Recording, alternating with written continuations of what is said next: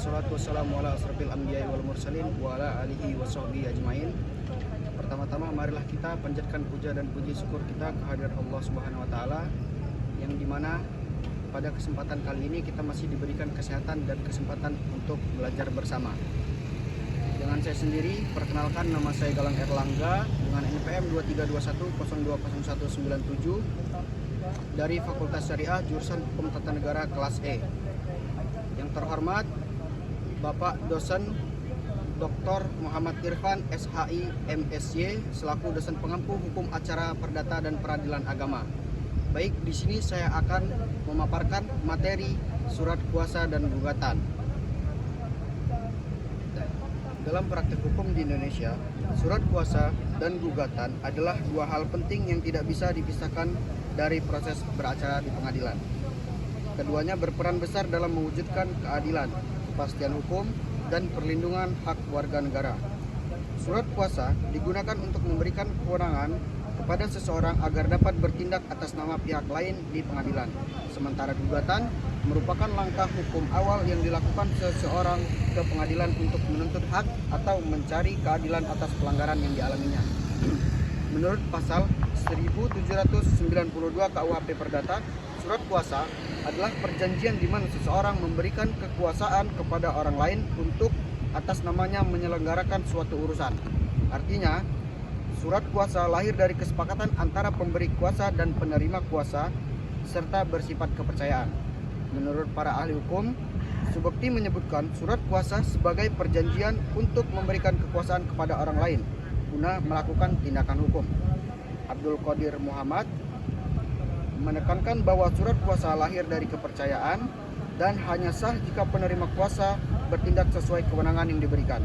Sedangkan Sudikno Mertokusumo menjelaskan bahwa surat kuasa adalah bentuk representasi hukum yang memungkinkan seseorang bertindak untuk pihak lain dalam kapasitas hukum tertentu. Secara umum, terdapat 3 jenis surat kuasa, yaitu surat kuasa khusus, surat kuasa umum, dan surat kuasa istimewa. Yang pertama, surat kuasa umum itu memberikan kewenangan luas untuk mengurus berbagai kepentingan pemberi kuasa, seperti mengurus pajak atau mengambil gaji di dalam pasal 1796 KUHP Perdata.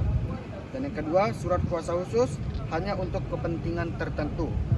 Misalnya mengajukan gugatan perdata sesuai pasal 123 HIR. Dan yang ketiga, surat kuasa istimewa. Surat kuasa istimewa ini memberikan kewenangan melakukan tindakan hukum besar seperti mencabut gugatan, mengajukan banding atau kasasi di dalam pasal 1797 KUHP Perdata. Dan selanjutnya mengenai gugatan. Gugatan adalah tindakan hukum yang diajukan ke pengadilan untuk menuntut hak atau kepentingan yang dilanggar. Asasnya adalah nemo judex sine actor, yaitu tidak ada hakim tanpa penggugat. Menurut para ahli hukum seperti Sudikno Mertokusumo, Retno Wulan Susanto, dan Muhammad Yahya Harahap, gugatan merupakan tuntutan hak untuk memperoleh perlindungan hukum melalui pengadilan dan putusan hakim. Hubungan surat kuasa dan gugatan sangat erat.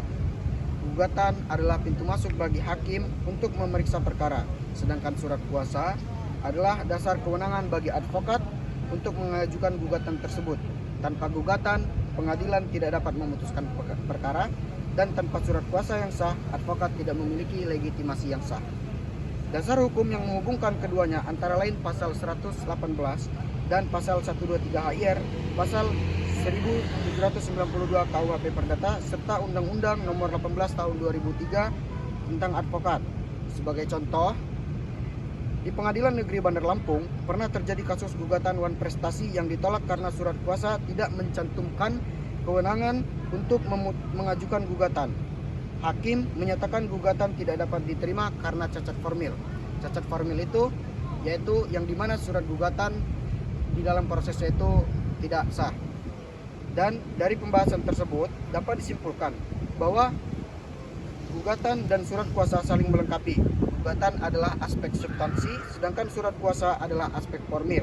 Keduanya dipenuhi agar proses hukum berjalan sah. Keduanya juga mencerminkan asas kepastian hukum dan keadilan sebagaimana dijamin dalam pasal 28D ayat 1 Undang-Undang Dasar 1945. Demikian pemaparan mengenai surat kuasa dan gugatan. Apabila ada kesalahan kata, saya memohon maaf. Saya akhiri, wabillahi taufiq walhidayah, waridho walinayah. Wassalamualaikum warahmatullahi wabarakatuh. Amin, amin, amin.